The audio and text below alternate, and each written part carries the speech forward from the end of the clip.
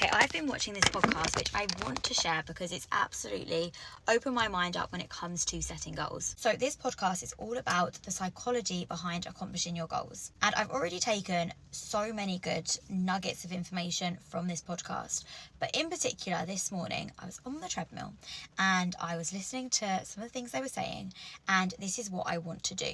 They were talking about setting impossible goals and how usually when we set a goal, we have that attachment to it. First of all, there's an emotional attachment to that goal, and we will therefore set this goal in a way which feels realistic to us. So for example, it will be in 10 years time I'm going to earn X amount of money. Now they were saying, why don't you just bring that timeline closer together and say you're going to earn that amount in 1 year. All of a sudden, the plan you had to get to that goal for 10 years has completely gone out the window, because that was your plan to get there in 10 years time.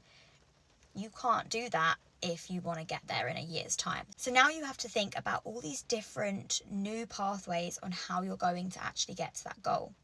And what this does is it forces you to get rid of all the time wasting tasks that you were actually going to be spending your time doing because the goal is 10 years away. But now it's only 1 year away. We don't have the time to waste. I currently have 3 weeks left of my cut and I want to get to 50 kilos. And right now I'm at 53. And that already seems really harsh.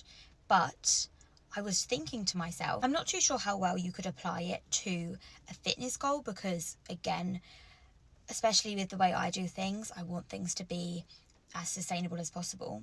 But from this principle, actually thinking about bringing that timeline forwards and saying I want to hit 50 kilos by the end of the week as opposed to 3 weeks time, I've already clocked on and figured out, oh, I'm wasting my time on this and this and this, and I actually could be stepping up my game by doing this, this and this. So it's already kind of forcing me to think a lot different. One more thing they mentioned is we don't want to attach the emotion to this goal.